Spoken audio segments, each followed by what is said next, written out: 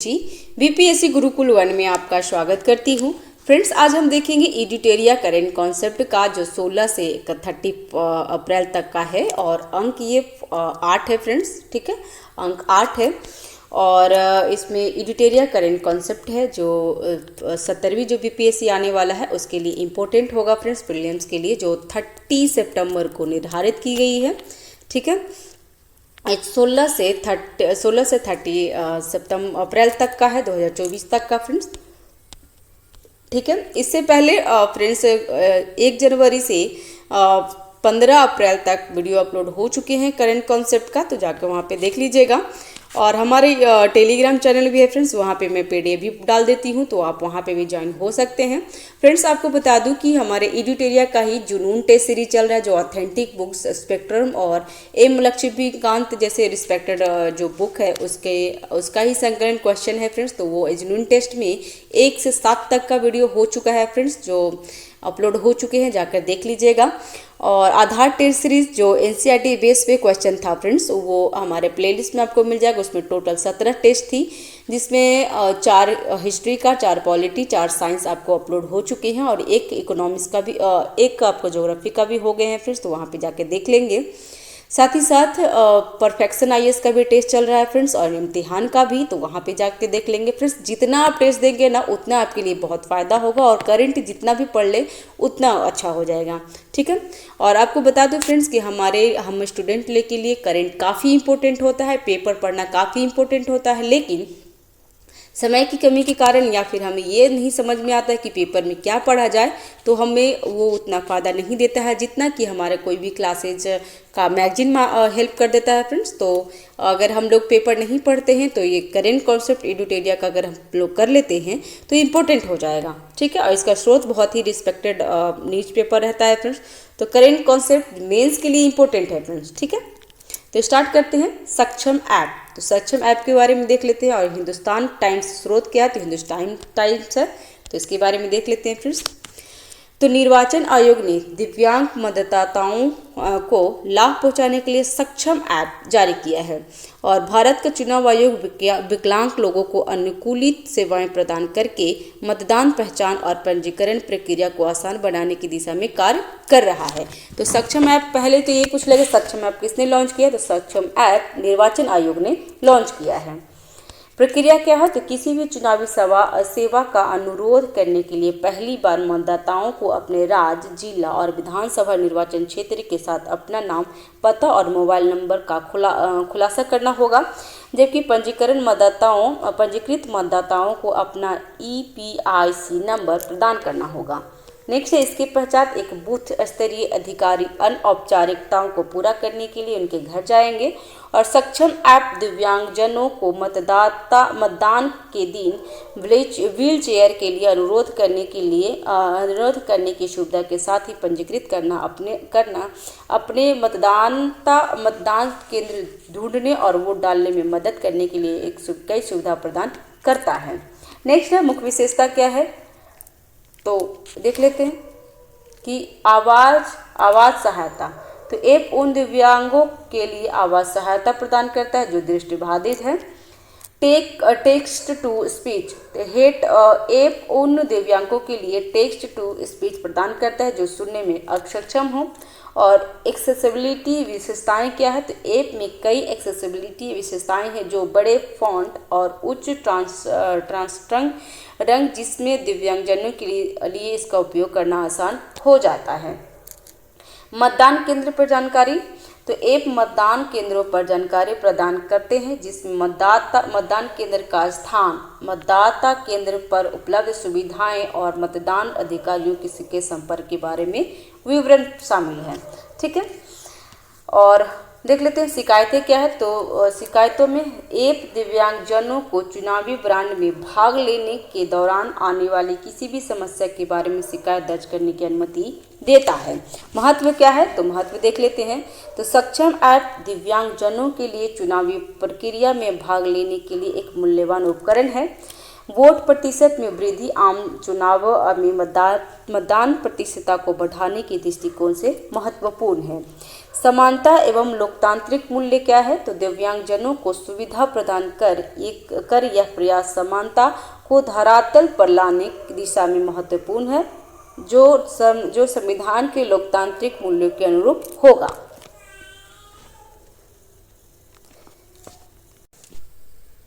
Next है भारत का वस्तु निर्यात नई ऊंचाइयों पर। स्रोत क्या है? तो PIB स्रोत है फ्रेंड्स, तो इसका देख लेते हैं। वाणिज्य मंत्रालय द्वारा हाल ही में जारी अंतिम आंकड़ों के अनुसार वैश्विक प्रतिकूल परिस्थितियों के बावजूद 31 मार्च को समाप्त वित्तीय वर्षों में भारत की कुल निर्यात रिकॉर्ड $776.68 बिलियन तक पहुंच गया है। तो यहाँ ध्यान रखिएगा फ्रेंड्स, ये इंपॉर्टेंट हो जाएगा। अगर ये चीज़ ना आप मेंस में जो इकोनॉमिक सेक्शन आता है ना, जो GS पेपर 2 में आता है, तो ये चीज़ आप लिख सकते हैं, उसमें ऐड कर सकते हैं। ठीक है कि भारत का कुल निर्यात रिकॉर्ड कितना हो गया है? तो $776.68 बिलियन तक पहुंच गई है। ठीक है, और इसका मुख्य बिंदु देख लेते हैं। तो वित्तीय वर्ष 2023-24 मार्च 2024 के दौरान 41.68 बिलियन अमेरिकी डॉलर के चालू वित्तीय वर्ष उच्चतम मासिक माल निर्यात के साथ समाप्त हुआ है। गैर पेट्रोलियम और गैर रत्न एवं आभूषण निर्यात वित्तीय वर्ष 2022-23 में 315.64 बिलियन अमेरिकी डॉलर से 1.45 बढ़कर वित्तीय वर्ष 23-24 में 320.21 बिलियन अमेरिकी डॉलर हो गई है। तो फ्रेंड्स, आप ऐसे ग्राफ करके बनाइएगा एग्जाम में। ठीक है, ऐसे ग्राफ करके बनाइएगा तो इम्पोर्टेंट हो जाएगा, मार्क्स आएगा फ्रेंड्स। वित्तीय वर्ष 2023-24 में माल निर्यात वृद्धि के मुख्य कारकों में इलेक्ट्रॉनिक्स सामान, ड्रग्स और फार्मास्यूटिकल्स, इंजीनियरिंग सामान, लॉयस्क, कॉटन यानी फैब्स, मेड अप, हथकरघा उत्पादन, सिरेमिक उत्पादन और कांच के बर्तन भी शामिल हैं। नेक्स्ट है इलेक्ट्रॉनिक सामान का निर्यात वित्तीय वर्ष 2023-24 में 29.1 बिलियन अमेरिकी डॉलर हो गया है। तो ये भी ध्यान रखिए कि इलेक्ट्रॉनिक सामान निर्यात कितना हो गया है वित्तीय वर्ष 23-24 में, तो 29.12 बिलियन अमेरिकी डॉलर हो गई है। वित्तीय वर्ष 2023-24 में 23.55 बिलियन अमेरिकी डॉलर, ये देख लीजिए फ्रेंड्स, यहाँ पे ये दिया हुआ। एग्जाम में भी इसी तरीके से बनाएंगे फ्रेंड्स, जो अभी हम लोग इससे हमें अंदाज़ा एग्जाम में भी इस तरीके से आप ग्राफ वगैरह बनाएंगे ना, तो आपको बहुत ही मार्क्स आता है फ्रेंड्स। ठीक है, यहाँ पे देखिए एक्सपोर्ट हुआ है, ये एक्सपोर्ट के बारे में बता रहा है, जो ये है 776.40 एक्सपोर्ट हुआ है। ठीक है, और इंपोर्ट बता रहा है फ्रेंड्स, एक मिनट, इंपोर्ट कितना बता रहा है फ्रेंड्स? तो इंपोर्ट हो गया है 900 करके हो गया, क्योंकि यहाँ तक पहुँच गया है। फिर एक्सपोर्ट कितना था अप्रैल मार्च 2023-24 में? 776.68 हुआ है। ठीक है, इसी तरीके से हम लोग एग्जाम में भी बना लेंगे फ्रेंड्स।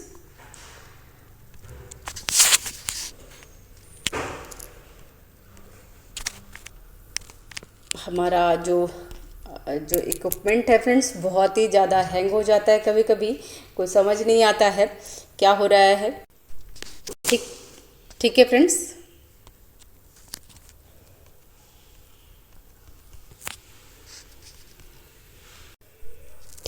और इसका निष्कर्ष देखते हैं। तो वित्तीय वर्ष 2023-24 अप्रैल मार्च में भारत के व्यापार घाटे में काफ़ी सुधार देखा गया है। वित्तीय वर्ष 23-24 अप्रैल टू मार्च के लिए कुल व्यापार घाटा कितना हुआ? तो 78.12 बिलियन अमेरिकी डॉलर होने का अनुमान है, जबकि वित्तीय वर्ष 22-23 में अप्रैल से मार्च के दौरान 121.62 बिलियन अमेरिकी डॉलर घाटा हुआ था, जिसमें 35.77% गिरावट दर्ज की गई है। तो ध्यान रखेंगे फ्रेंड्स, एग्जाम के लिए इंपॉर्टेंट हो जाएगा। ये सारे डेटा एग्जाम के लिए काफ़ी इंपॉर्टेंट हो जाएगा फ्रेंड्स। नेक्स्ट है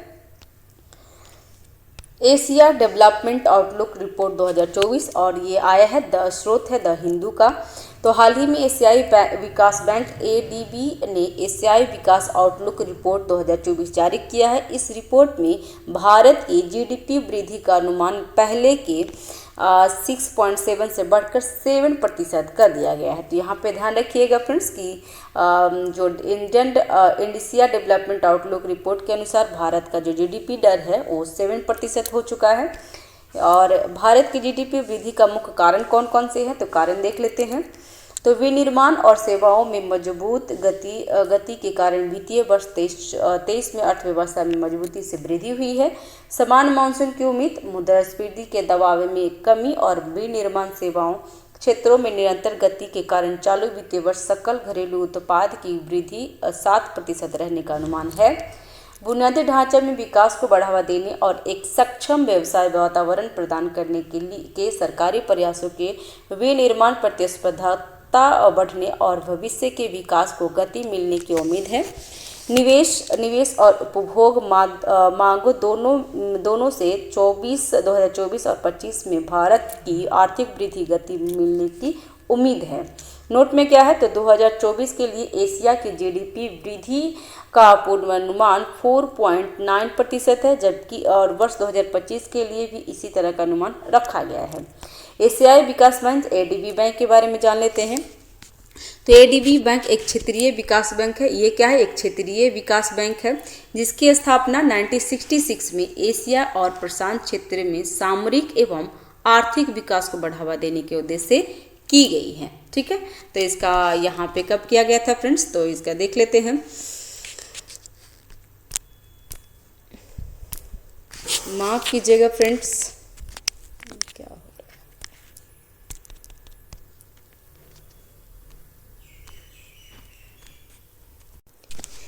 ठीक है, यहाँ ADB बैंक कब हुआ था, तो 1966 में एशिया प्रशांत सामरिक एवं आर्थिक विकास को बढ़ावा देने के उद्देश्य से किया गया।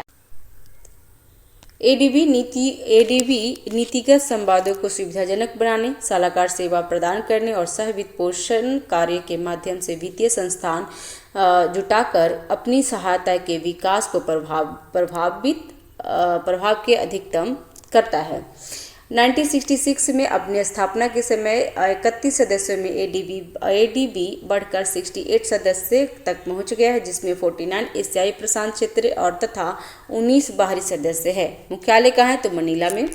ADB सामाजिक और आर्थिक विकास को बढ़ावा देने के लिए ऋण, तकनीकी सहायता, अनुदान और इक्विटी और निवेश प्रदान करके अपने सदस्यों और भागीदारों की सहायता करता है। नेक्स्ट है ब्रह्मोस्त्र मिसाइल के बारे में फ्रेंड्स, और इसका जो स्रोत है द इंडियन एक्सप्रेस है। तो हाल ही में भारत ने 2022 में हस्ताक्षरित $375 मिलियन के सौदे के रूप में फिलीपींस को ब्रह्मोस्त्र सुपरसोनिक क्रूज मिसाइल सौंप दी है। इस मिसाइल की मारक क्षमता कितनी है, तो 290 किलोमीटर है। ठीक है, ब्रह्मोस्त्र मिसाइल के बारे में जान लेते हैं। तो ब्रह्मोस्त्र भारत के DRDO और रूस के NPO मशीनो स्ट्रोनिया एक संयुक्त उद्यम है। तो किसका है, DRDO और रूस का है फ्रेंड्स, तो यह ध्यान रखेंगे। ब्रह्मोस्त्र नाम ब्रह्मपुत्र और मुस्कावा नदियों के संयोजन से लिया गया है। यह रूसी P-800 ओनिक्स मिसाइल पर आधारित है। यह वर्तमान में संचालित दुनिया का सबसे तेज एंटी शिप क्रूज मिसाइल है और यह मैक 2.8 से 3 तक की गति तक पहुंचने में सक्षम है। इसमें 2 चरण है। प्रथम चरण में एक ठोस ईंधन रॉकेट बूस्टर है और दूसरे चरण में तरल ईंधन वाला रैमजेट है। यह 200 से 300 किलोग्राम तक हथियार ले जाने में सक्षम है। महत्व क्या है इसकी, तो रणनीति महत्व फिलीपींस और चीन के बीच दक्षिण चीन सागर में बढ़ते तनाव के बीच यह फिलीपींस सशस्त्र बलों की रक्षात्मक क्षमताओं में वृद्धि करने की संभावना है। रक्षा निर्यात, तो इंडोनेशिया और थाईलैंड सहित कई देशों ने ब्रह्मोस सिस्टम खरीदने की रुचि व्यक्त की है।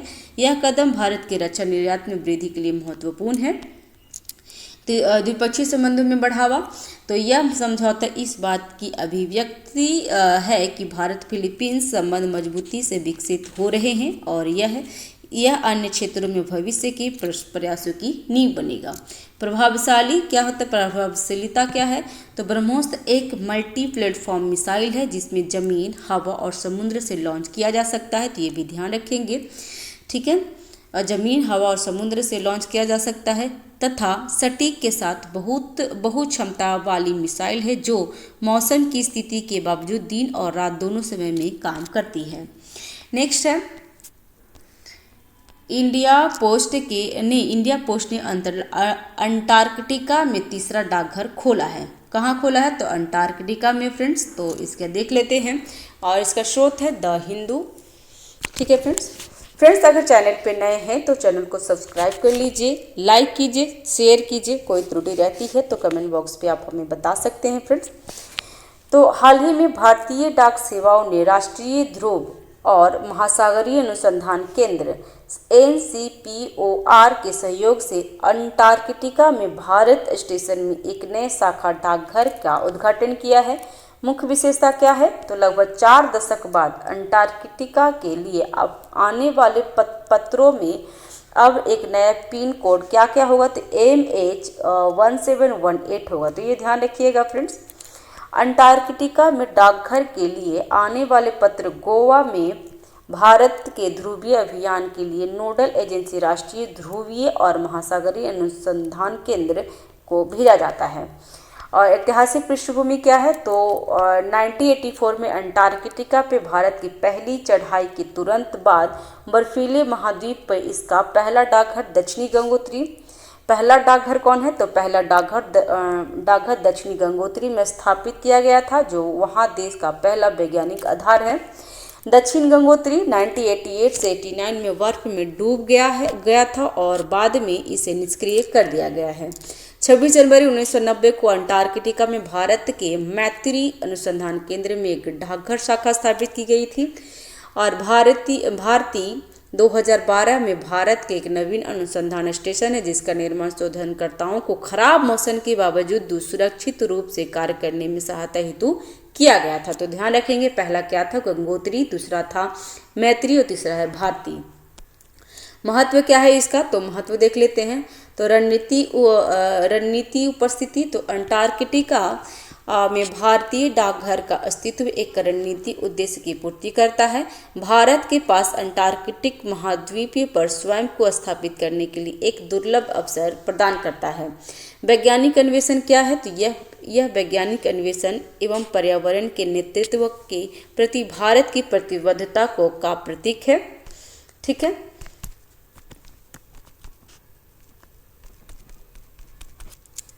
आज पता नहीं क्या हो रहा है फ्रेंड्स, पूरा स्टक हो जा रहा है, नहीं हो रहा है आज।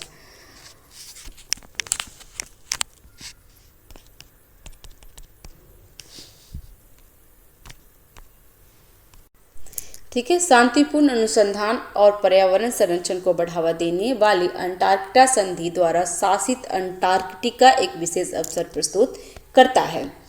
और इसका अंटार्कटिका संधि क्या है, तो यह अंटार्कटिका राज्यों के बीच संबंधों को विनियमित करने के लिए की गई व्यवस्थाओं का सम्मिश्रण है। यह समझौता कानूनी रूप से बाध्यकारी है और अंटार्कटिका की अद्वितीय भौगोलिक, पर्यावरण और राजनीतिक विशेषताओं के लिए बनाए गए हैं और इस क्षेत्र के लिए एक मजबूत अंतर्राष्ट्रीय शासन ढांचा तैयार करते हैं। ठीक है, नेक्स्ट है ICDRI का छठा सम्मेलन। ठीक है फ्रेंड्स, और मैं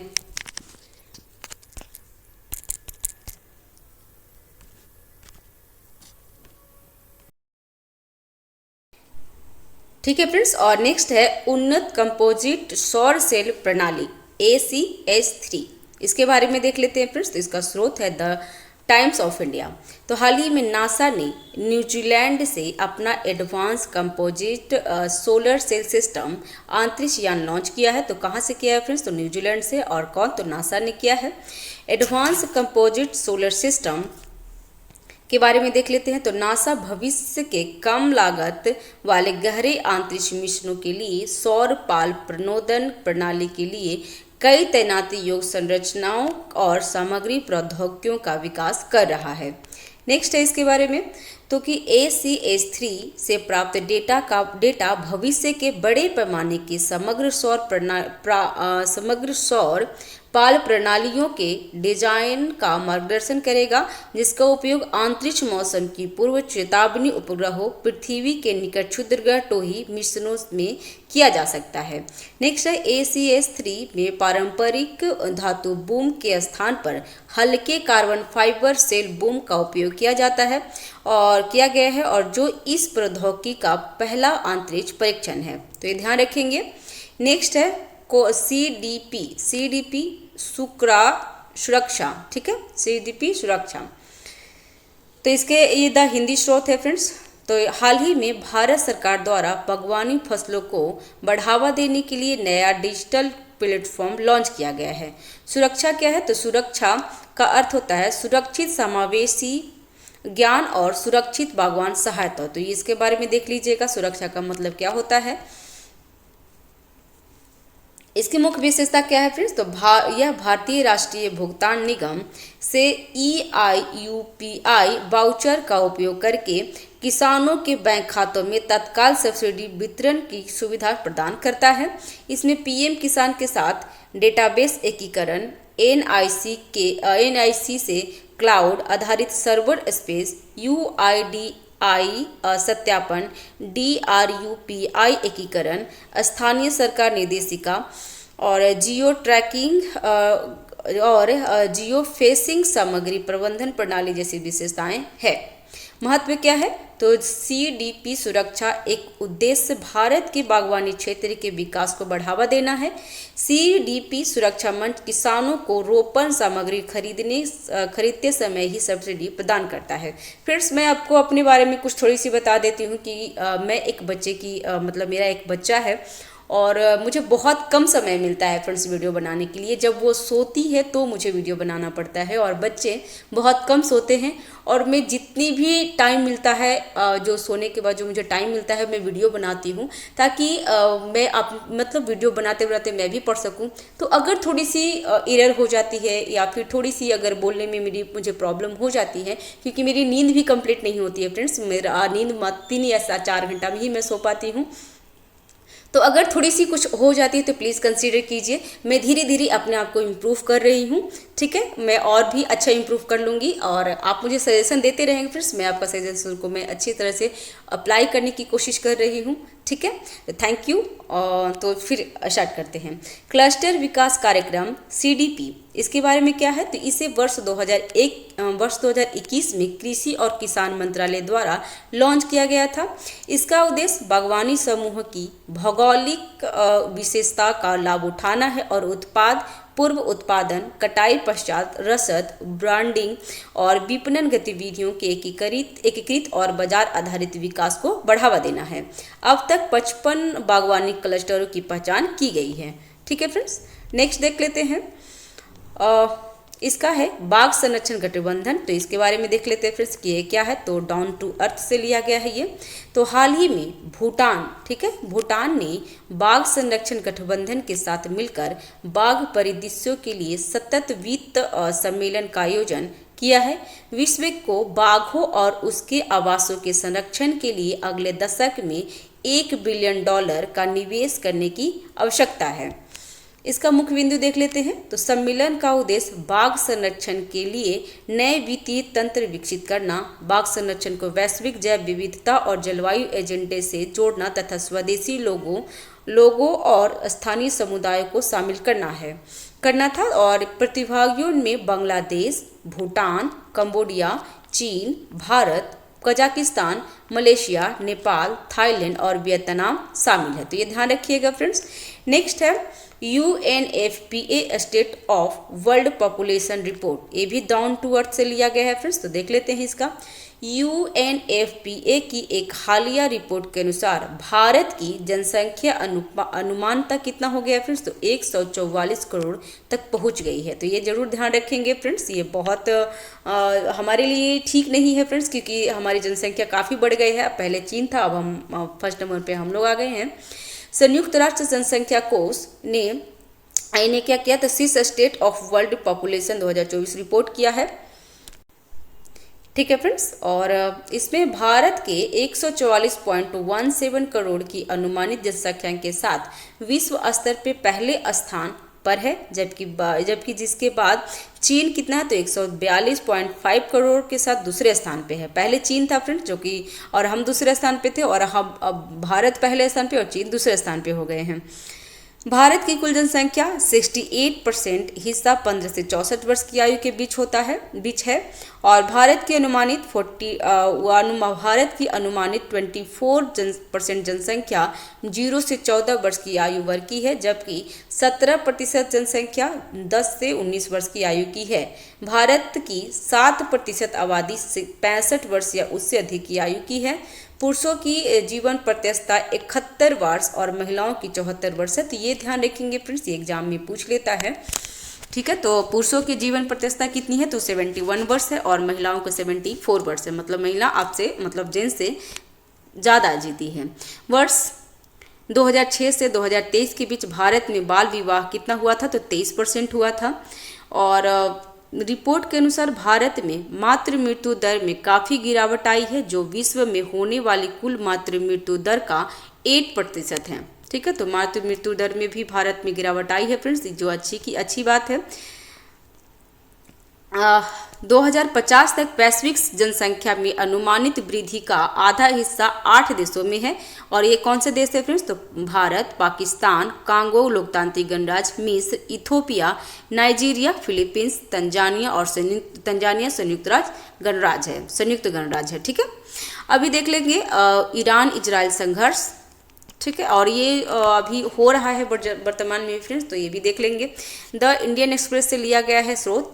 तो इजराइल और ईरान संघर्ष के बारे में देख लेते हैं। तो ईरान इजराइल संघर्ष से नई ऊंचाई पे पहुंच गया है। हाल ही में चीन ने इजराइल पर 200 से 300 ड्रोन और बैलिस्टिक मिसाइलों का उपयोग करके इजराइल पर श्रृंखलाबद्ध हमला किया है। फ्रेंड्स, ये तो अभी हमारे लिए उतना खास इंपॉर्टेंट नहीं होगा, क्योंकि ये चीज़ युद्ध है। और जिम्मेदार ये देख लेते हैं कि संघर्ष के लिए जिम्मेदार कारक क्या है, वो जरूरी है। तो सद्य संघर्ष और विरोधी गुटों के लिए समर्थन। तो इजराइल के कब्जे से लड़ने के लिए ईरान ने हिजाबुल्लाह को वित्तीय और सैन्य सहायता प्रदान किया है। हिजाबुल्लाह लेबनान में स्थित एक आतंकीवादी संगठन है। तो ये दिखना है इंटरनेशनल लेवल पे है फ्रेंड्स। ईरान सशस्त्र फिलिस्तीन समूह हमास का भी समर्थन एवं मदद करता है।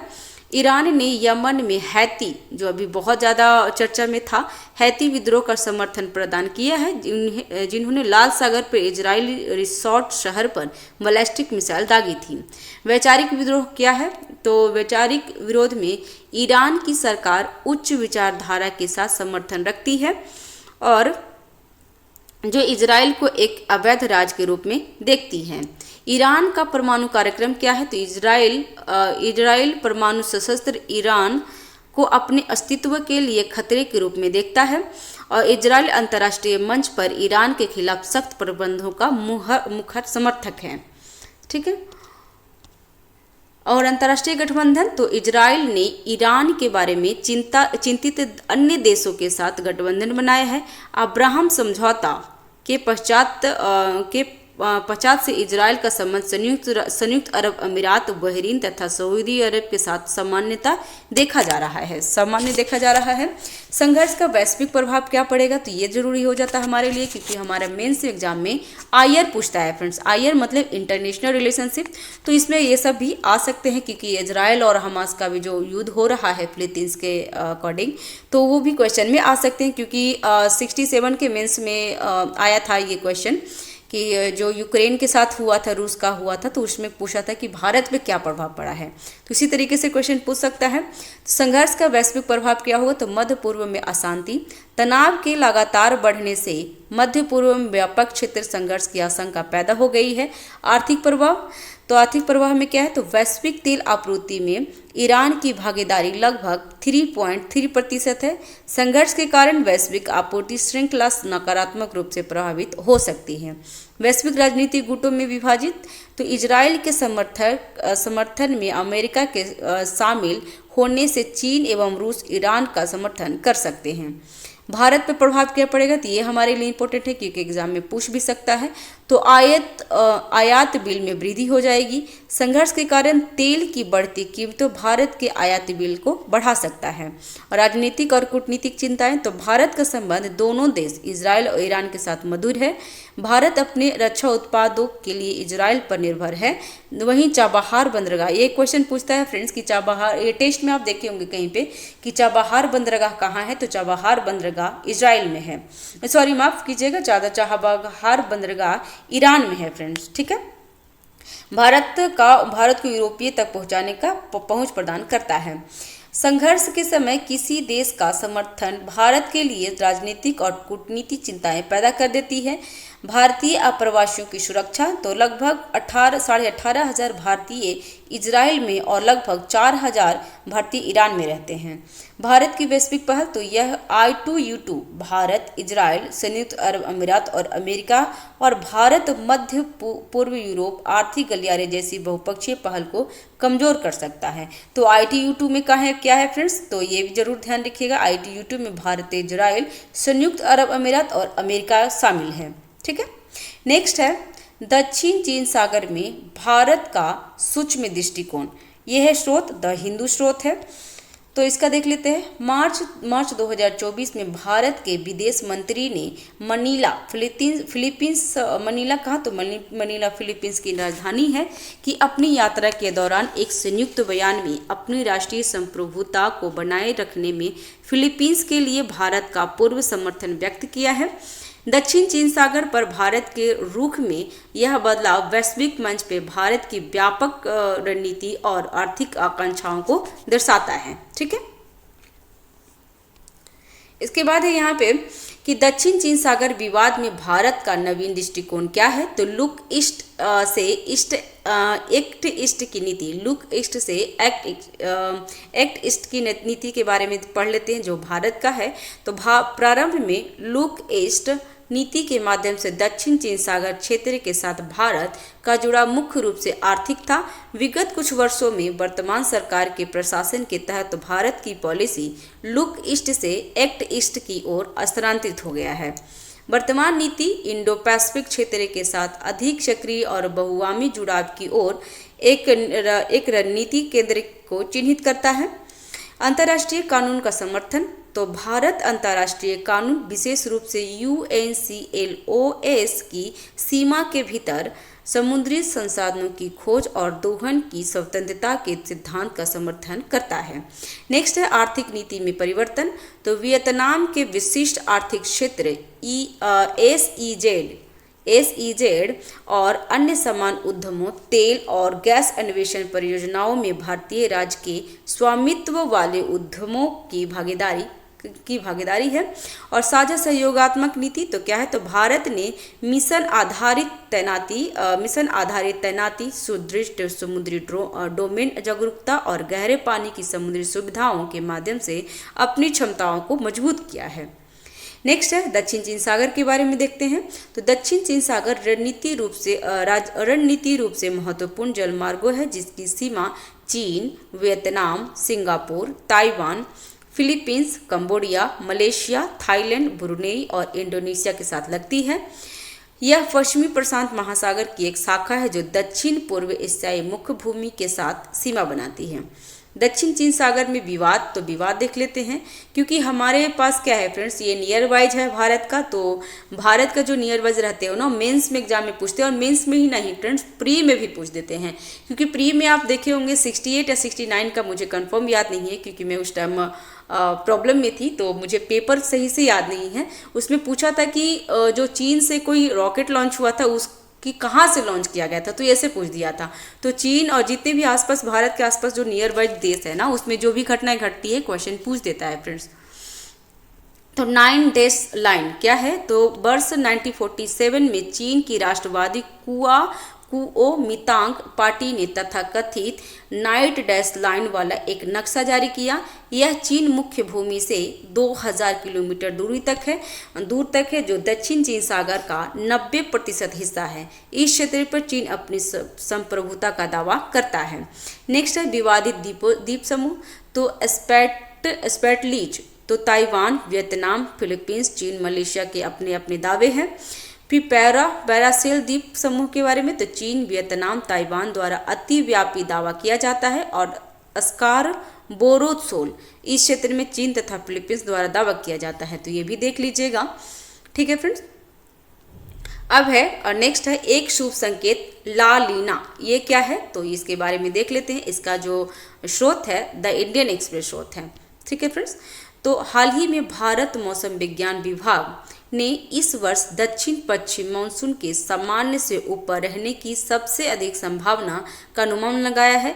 भारत में जून से सितंबर के दौरान देश में बारिश सामान्य लंबी अवधि की औसत का 106% रहने की उम्मीद है। ठीक है, अनुमान के अनुसार मानसून की पहल छमाही में मौजूदा अल नीनो, ठीक है, अल नीनो स्थितियों के कमजोर होकर तटस्थ होने और फिर दूसरी छमाही में ला नीना, ठीक है, ला लीना विकसित होने का संकेत है।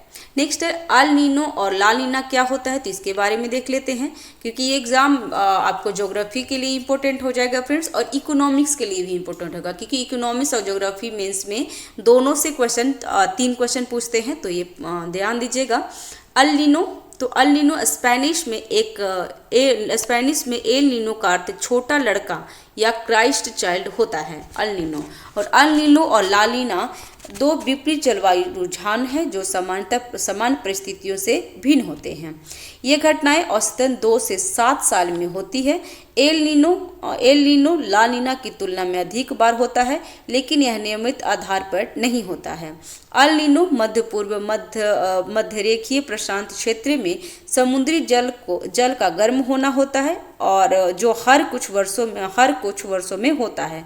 तो अल नीनो क्या होता है फ्रेंड्स, तो अल नीनो जल गर्म करता है। ठीक है, और अल नीनो के दौरान भूमध्यरेखीय प्रशांत क्षेत्र में सतह का तापमान बढ़ जाता है और व्यापारिक हवाएं जो भूमध्य रेखा के पास चलती है कमजोर हो जाती है। आमतौर पर पूर्वी व्यापारी हवाएं अमेरिका से एशिया की ओर चलती है। ठीक है, अल नीनो ये कहाँ चलता है फ्रेंड्स, तो अमेरिका से एशिया की ओर चलता है, तो ये भी थोड़ा ध्यान रखेंगे, क्योंकि ये सभी पूछ देगा आपको। अल नीनो से क्वेश्चन आएंगे फ्रेंड्स, क्योंकि ये 7 साल के बाद आता है। इसमें अभी आपने देखा कि ये 2 से 7 साल के होता है, तो ये जरूर क्वेश्चन आ सकते हैं। और अल नीनो क्या है, तो अल नीनो गर्म तापमान को बढ़ा देने वाला होता है। ठीक है, अल नीनो के कारण पूर्वी व्यापारी हवाएं दिशा बदलकर पश्चिमी हवाओं में बदल जाते हैं, और अल नीनो के कारण सामान्य से कम वर्षा हो सकती है जो भारत में होती है।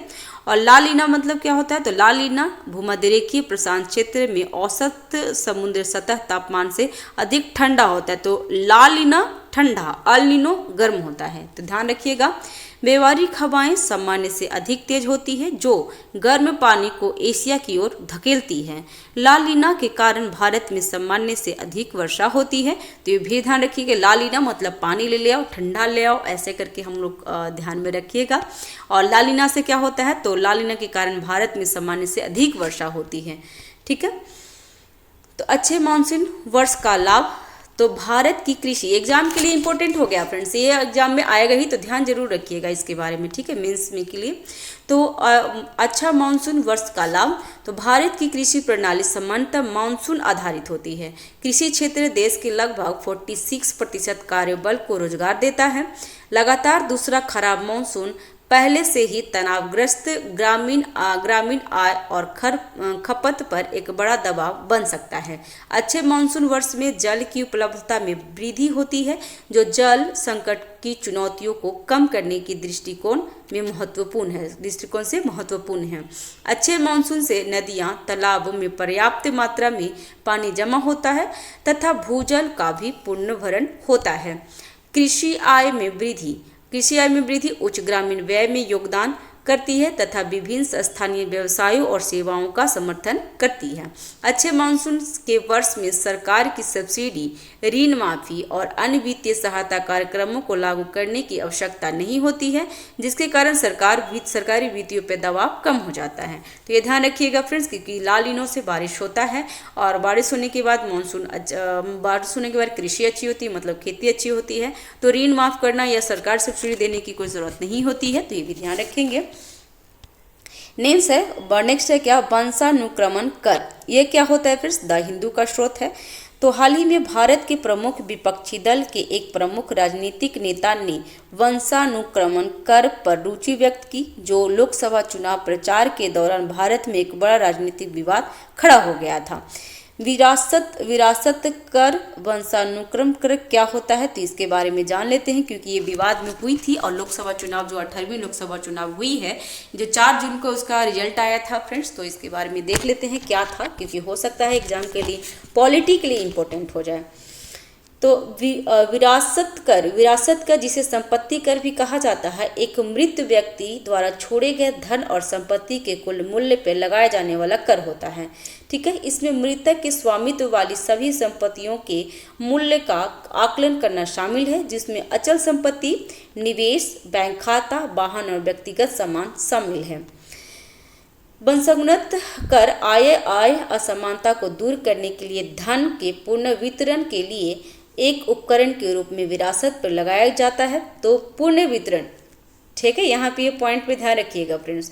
विरासत कर की उत्तराधिकारी द्वारा प्राप्त संपत्ति के मूल्य और मृतक के साथ उसके संबंध पर निर्भर करती है। नेक्स्ट है ऐतिहासिक पृष्ठभूमि क्या है, तो भारत में विरासत कर 1953 में संपदा शुल्क अधिनियम के तहत लागू किया गया था। दरें 7.5 से 85% तक थी, और यहाँ 85 तो नहीं होना चाहिए, पता नहीं 85 क्यों है, क्योंकि मुझे ये नहीं पता है फ्रेंड्स। तो यहाँ पर शायद 8.5 हो में भी, और 20 लाख रुपए से अधिक की संपत्ति के लिए उच्च दरें निर्धारित की गई थी। बड़ी संख्या में मुकदमेबाजी और उच्च कर प्रशासन लागत के कारण 1985 में राजीव गांधी सरकार ने इसे समाप्त कर दिया था। तो किसने समाप्त किया था फ्रेंड्स, तो राजीव गांधी ने समाप्त किया था। तो ये भी ध्यान रखेंगे। भारत में विरासत कर की आवश्यकता क्यों है, तो आय असमानता।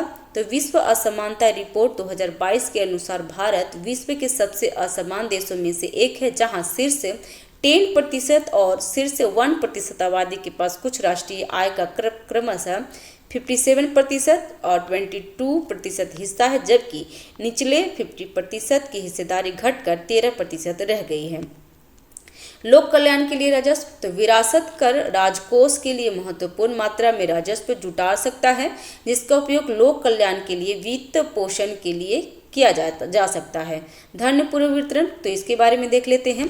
तो धन पुनर्वितरण यह संपन्न व्यक्तियों से कम विशेषाधिकार प्राप्त लोगों तक धन के पुनर्वितरण के लिए एक उपकरण के रूप में कार्य करता है। अंतर्राष्ट्रीय संदर्भ, तो अधिकांश यूरोपीय अमेरिकी देश में विरासत कर लगाए जाते हैं। उच्च विरासत करों वाले देश में कौन से, तो फ्रांस में 60% है, जापान में 55%, दक्षिण कोरिया में 50%, जर्मनी में 50%, यूनाइटेड किंगडम में 40% और दक्षिण अफ्रीका में 25% है। तो यहाँ पे फ्रेंड्स मैं बोल रही थी कि मुझे ये आइडिया नहीं है, तो आप यहाँ पे ध्यान रखिएगा। यहाँ वही होगा फ्रेंड्स, 80% ही है, 85% ही है। 7.5% से 85% है। यहाँ पे थोड़ा सा आप एक बार ध्यान रखेंगे फ्रेंड्स, इसका आप ध्यान रखेंगे, थोड़ी सी आप कंफर्म भी कर लीजिएगा।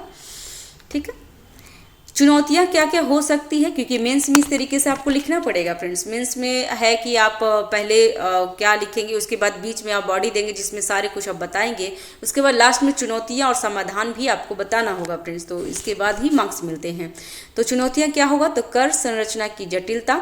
तो भारत की कर संरचना अत्यधिक जटिल है। विरासत कर जैसे अतिरिक्त कर को लागू करने से यह जटिलता और बढ़ जाएगी, जिससे अनुपालन और परिवर्तन चुनौतीपूर्ण हो जाएगा।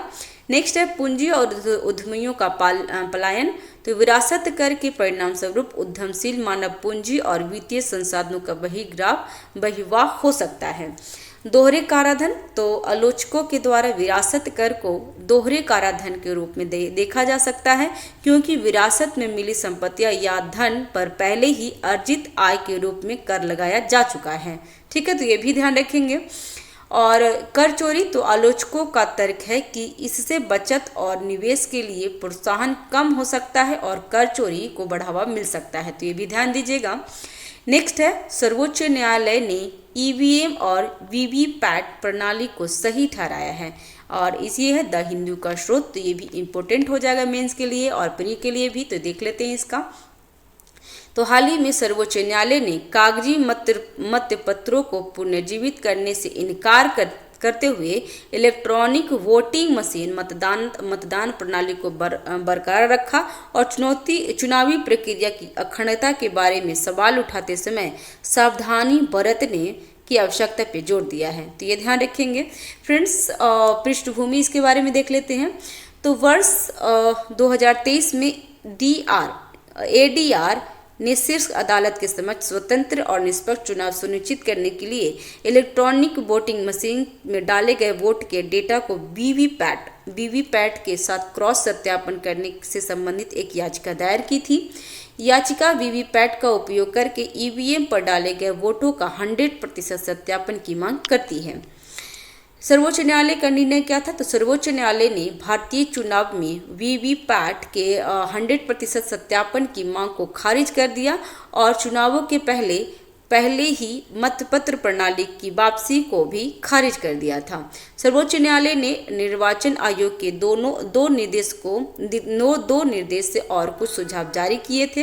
पहला है, न्यायालय ने आदेश दिया कि 1 मई या उसके बाद वीवीपैट में प्रतीक लोडिंग प्रक्रिया पूरी होने पर प्रतीक लोडिंग इकाई को सील कर दिया जाना चाहिए और 45 दिनों के लिए EVM के साथ स्ट्रांग रूम में संग्रहित किया जाना चाहिए। नेक्स्ट है, न्यायालय ने दूसरे या तीसरे स्थान पर आने वाले उम्मीदवारों को प्रत्येक संसदीय क्षेत्र के प्रति विधानसभा क्षेत्र में 5% EVM मेमोरी सेमी कंट्रोल के सत्यापन की मांग करने की अनुमति दी है। हालांकि सत्यापन प्रक्रिया का खर्च उम्मीदवारों को वहन करना होगा, जो EVM के साथ छेड़छाड़ पाए जाने पर वापस कर दिया जाएगा। ठीक है,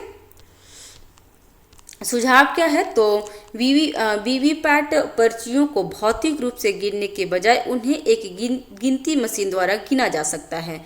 वीवीपैट पर्चियों पर बारकोड मुद्रित हो सकता है, जिससे मशीन से गिनती करना आसान हो जाएगा। वीवीपैट पर्चियों तक भौतिक पहुंच देना अव्यवहारित है और इसे दुरुपयोग होगा। इससे गिनती का समय बढ़ जाएगा और परिणामों की घोषणा में देरी होगी। आवश्यक जनशक्ति को दोगुना करना होगा। मैनुअल गिनती में मानवीय त्रुटियां होने की संभावना होती है। तो फ्रेंड्स, सब में त्रुटियां होती है, तो प्लीज़ आप कंसीडर करेंगे। नेक्स्ट है, EVM से संबंधित न्यायिक निर्णय। तो सुब्रमण्यम स्वामी बनाम भारतीय चुनाव आयोग 2013 के मामले में न्यायालय ने कहा कि स्वतंत्र और निष्पक्ष चुनावों के लिए पेपर ट्रायल एक अनिवार्य आवश्यकता है। वर्ष 2019 में प्रत्येक विधानसभा क्षेत्र में वीवीपैट पर्चियों के साथ EVM वोटों के 50% क्रॉस सत्यापन की मांग करने वाली याचिका पर सुनवाई करते हुए न्यायालय ने मतदान केंद्र की संख्या में वृद्धि का समर्थन किया, जिसमें प्रति विधानसभा क्षेत्र में एक वीवीपैट सत्यापन किया जाएगा। ठीक है, नेक्स्ट है यूके रवांडा शरण योजना। तो इसके बारे में द इंडियन एक्सप्रेस के बारे लिया गया है। तो ब्रिटेन की संसद ने उस कानून को मंजूरी दे दी है जो सरकार को शरण चाहने वाले को पूर्वी अफ्रीका राष्ट्र द्वारा उनके शरण दावों का मूल्यांकन करने के लिए रवांडा में स्थानांतरित करने में सक्षम बनाता है। ठीक है, रवांडा बिल क्या है? तो विधेयक के तहत 1 जनवरी 2022, ये ध्यान रखिएगा, के बाद अवैध रूप से ब्रिटेन के क्षेत्र में प्रवेश करने वाले शरण चाहने वाले को प्रसंस्करण के लिए रवांडा भेजा जा सकता है और महत्वपूर्ण रूप से भले ही शरण चाहने वाले वास्तविक पाया जाए या नहीं, वे ब्रिटेन नहीं लौट सकते हैं और उन्हें रवांडा या किसी अन्य देश में बसने का विकल्प चुनना होगा। नेक्स्ट है, यह विधेयक यूके के सुप्रीम कोर्ट की चिंताओं का जवाब देने और संसद को एक सुरक्षित तीसरे देश के रूप में रवांडा गणराज्य की स्थिति की पुष्टि करने की अनुमति देने के लिए पेश किया गया है। रवांडा होल्डिंग सेंटर के रूप में कार्य करेगा, जहां शरण आवेदक प्रतीक्षा करेंगी, जबकि रवांडा सरकार रवांडा में उनके शरण और पुनर्वास याचिका के बारे में निर्णय लेगी। आवश्यकता क्यों पड़ी? तो इसके बारे में देख लेते हैं। तो ब्रिटेन में अप्रवासी संकट 2018 के बाद फ्रांस में क्लाइस और इंग्लैंड में डोवर के बीच खतरनाक क्रॉसिंग करने वाली शरणार्थियों और शरण चाहने वाले की संख्या उल्लेखनीय वृद्धि हुई। छोटी नाव पर ब्रिटेन आने वाले प्रवासियों की संख्या 2022 में बढ़कर 45,774 हो गई, जो 4 साल पहले 299 थी। ठीक है। और अवैध तस्करी को रोकना, तो फ्रांस से इंग्लैंड तक समुद्र में अवैध नौकाओं के माध्यम से कमजोर प्रवासियों की तस्करी की जाती है। मानवीय पहलू, तो मानव तस्करी गिरोह को कमजोर कर अवैध प्रवासन की समस्या का समाधान करना है। अक्सर बड़े पैमाने पर लोगों की डूबने की घटना देखने को मिलती, जिसे रोका जा सकता है। ठीक है। नेक्स्ट है आलोचना क्या है, तो संयुक्त राष्ट्र शरणार्थी एजेंसी ने कहा कि शरण चाहने वाले को वस्तुओं की तरह व्यापार नहीं किया जाना चाहिए और प्रसंस्करण के लिए विदेश में स्थानांतरित नहीं किया जाना चाहिए। इसमें पर्याप्त सुरक्षा उपायों के बिना शरणार्थियों और शरण चाहने वाले को तीसरे देशों में स्थानांतरित करने के लिए खतरों पर प्रकाश डाला गया है। अमानवीय और अव्यवहारिक, तो ये 2023 में ब्रिटेन की सर्वोच्च न्यायालय ने इस योजना को गैर कानूनी घोषित कर दिया, यह बताते हुए कि रवांडा एक सुरक्षित देश नहीं था और यह योजना मानवाधिकार पर यूरोपीय कन्वेंशन के खिलाफ थी। रवांडा एक असुरक्षित देश, तो रवांडा में न्यायोत्तर हत्याओं, हिरासत में संदिग्ध की मौत, गैर कानूनी या मनमानी हिरासत, यातनाएं और अपमानजनक अभियोजन विशेष रूप से आलोचकों और असंतुष्टों को लक्षित करने का एक ज्ञात ट्रैक रिकॉर्ड भी है। तो ध्यान देंगे इसके लिए फ्रेंड्स।